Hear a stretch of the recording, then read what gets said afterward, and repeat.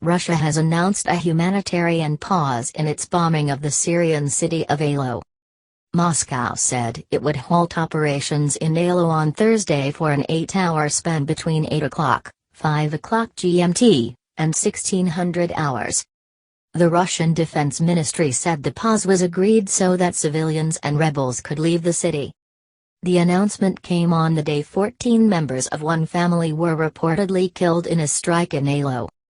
Volunteer rescuers in Syria said 8 children and 2 women were among the dead after heavy bombing in the past 24 hours, with bunker-buster munitions shaking the ground.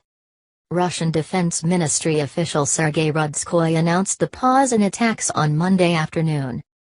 For that period, Russia's Air Force and Syrian government forces will halt airstrikes and firing from other weapons. Russia and the West, are we entering a new Cold War? Why Assad wants to take Aleppo. Children suffer horrors of Syria's war.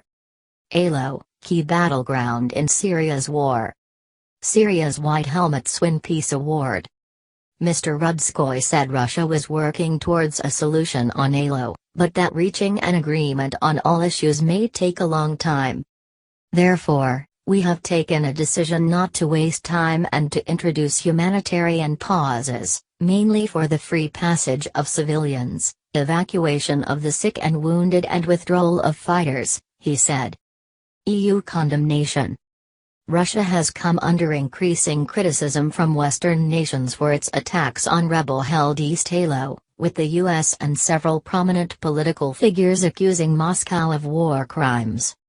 The EU Foreign Affairs Council also published findings on Monday that concluded Russia's involvement, along with Syrian government forces, may amount to war crimes.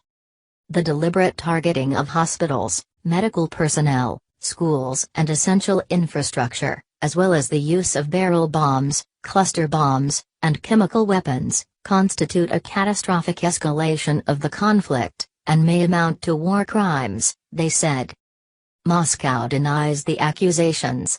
President Vladimir Putin dismissed such claims as rhetoric that did not take into account the realities in Syria.